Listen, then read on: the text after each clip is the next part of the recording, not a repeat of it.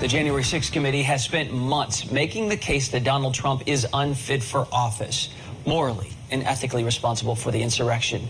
More subtly, though, the committee has been laying the foundation for a criminal case against the former president, and now the people who could actually pursue it in court at DOJ could be preparing to make a move. Multiple reports tonight suggest the DOJ is examining Trump's actions during the attacks and the days prior. Newsy national political correspondent Alex Miller is joining us live tonight with more on this. Alex, a prosecution of a former president, that would be historic. What do we know about this? Well, it would be historic, and also it would be something that's incredibly difficult. You know, we've been watching these hearings over the past few weeks, and we know that there was a difference between something that's politically unsavory and something that is just outright illegal. But where there was a question, Chance, about whether these DOJ investigations were making its way all the way to the top, now we know it has. It's been 4 months since a federal judge said former President Donald Trump, more likely than not, committed a crime attempting to obstruct Congress's certification of the 2020 election. Now, the Department of Justice is reportedly investigating Trump's actions as part of a criminal probe into a fraudulent scheme to build slates of fake electors that would overturn Biden's win. We intend to hold anyone who was criminally responsible for the events surrounding January 6th, for any attempt to interfere with the lawful transfer of power from one administration to another, accountable. At least 2 top aides to former Vice President Mike Pence have reportedly testified before a federal grand jury, at least partially, about conversations they had with Trump after he lost the election. That investigation has been running in parallel with the House Select Committee. Aides, including the president's own daughter, testified the president had heated conversations with Pence ahead of January 6th when the vote was certified. But the conversations weren't just private. Trump publicly pushed Pence to decertify the election. All Vice President Pence has to do is send it back to the states to recertify. And we become president, and you are the happiest people. We have come to demand that Congress do the right thing and only count the electors who have been lawfully slated. House investigators have alleged Trump's aides and allies coordinated batches of fake electoral votes ahead of January 6th. The alleged scheme would have allowed Pence to choose those alternate slates in 7 states Biden won, giving Trump an electoral victory and keeping him in office. But the question now, did Trump himself help in the conspiracy? In at least one memo in late December 2020, the Washington Post reports Trump attorney John Eastman told Georgia electors to adopt a slate of electors yourself. The Post also says Trump campaign officials told these fake alternate electors to operate in secrecy, including lying to Trump security officials about why they were in the state capitol. In a deposition with the House committee, Republican National Committee Chairwoman Ronna McDaniel connected the former president to this scheme. He turned the call over to Mr. Eastman, who then proceeded to talk about the importance of the RNC helping the campaign gather these contingent electors in case any of the legal challenges. And Chance, over the last year and a half at this point, we've seen the DOJ only prosecute people who were at the Capitol on January 6th. Now we're starting to see more information come out about these fake electors from across the country in those 7 states that Biden won, that the Trump campaign wanted to challenge. Obviously, we know that the DOJ is investigating the former president now as well. I do think one other thing that we need to be paying attention to is the connecting of the dots between those fake electors in those 7 states, people from the Trump campaign and those aides. Were they able to try to push through that scheme, and who was behind that at the White House and on the campaign? How close are the dots when it comes to the former president, Alex? Because I know you went through all the evidence here. Does it directly connect Donald Trump to crimes?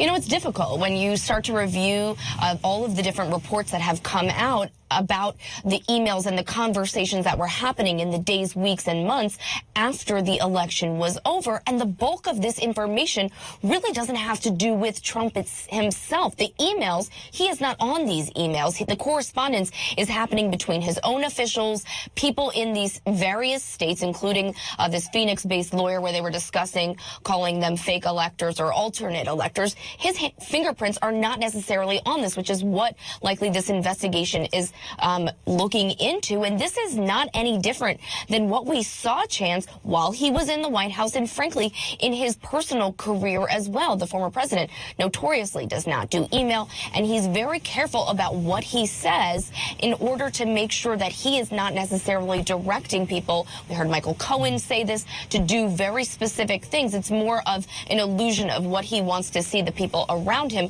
execute on his behalf. So I'm very interested to see where this investigation leads and whether or not they're able to pinpoint things on him specifically or whether people around him end up being the fall people. Yeah, he always said he's very particular about not only what he says, but how he says it, of course. Alex Miller with the latest updates that keep coming in. Now it seems like we're looking at two possible announcements, maybe criminal charges and maybe a Trump candidacy.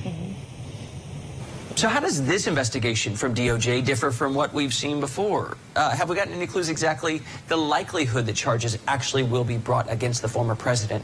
Joining me tonight to go through all this is Michael Zeldin, a former Department of Justice official, helped lead the criminal division. He's also the host of the That Said with Michael Zeldin podcast. Good to have you, Mr. Zeldin. DOJ investigates, as you well know, any number of people, any given time, usually without the public ever knowing about it. Aside from this involving a former president, is this somehow more serious than other probes? No, I don't think so, except for what is being investigated, which is a potential insurrection. But investigating individuals or conspirators, co-conspirators, for obstructing government or defrauding government is something that the Justice Department is very accomplished at and has done repeatedly. What, as you suggest, is different about this is that the hub of this conspiracy may be the former president of the United States.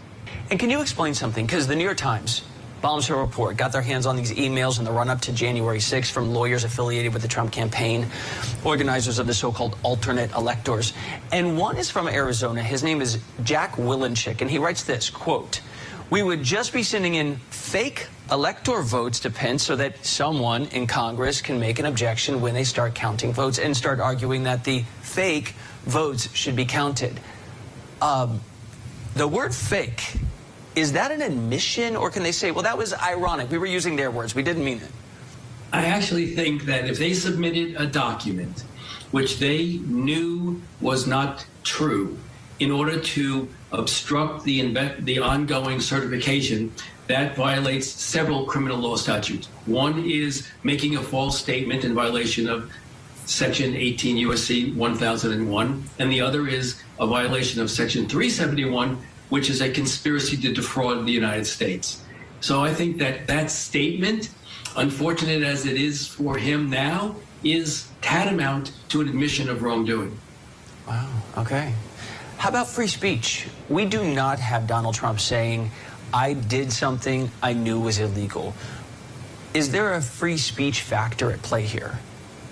Yes, if the charges were to be seditious conspiracy or incitement based on his January 6th speech at the Ellipse or the speeches he made in the run-up to the Ellipse, I think that's all protected speech under the First Amendment. The test is, was it likely to incite, and would it really incite? And I think that it doesn't meet Section 2 of that test. Even though he, at least according to the J6 hearings, knew that the people were armed, who he then said go to the Capitol. He said go in peace, but he said go to the Capitol. Yes. So I'm distinguishing between the run-up to and the predicate to January 6th. What I think actually could be incitement is he knows the group is angry. He knows they're waiting on his word. They know that the word is whether Pence did what they wanted to do. When Pence declined to do that, and he sends out a tweet at 2:24, which essentially is to his troops, march forward, I think that is worthy of investigation for criminal incitement, and I don't think that Brandenburg test, that is a First Amendment test that we just spoke about, would protect him under those circumstances. Okay. Mr. Zeldin, given your years in the upper rungs of DOJ, it's a good thing that we don't always know what's happening inside DOJ and their investigations, because you don't want ultimately innocent people to be marred. But if you had to predict charges that could potentially be pursued against Donald Trump, what's your guess? Well, the two that are most likely under active investigation are conspiracy to obstruct the orderly transfer of power, obstructing Congress, and then two, a conspiracy to defraud Congress. That's more the fake electors, and the former is the Pence pressure campaign. So I think that those two are the most likely charges that Merrick Garland, the Attorney General, is looking at. Do you think we're going to see a DOJ prosecutor in court filing this one day? I think so. I think if the evidence continues to mount that Trump was at the heart of a conspiracy whose purpose was to delay criminally the transfer of power, then I think Merrick Garland will find the basis to bring an indictment. Michael Zeldin, thank you very much.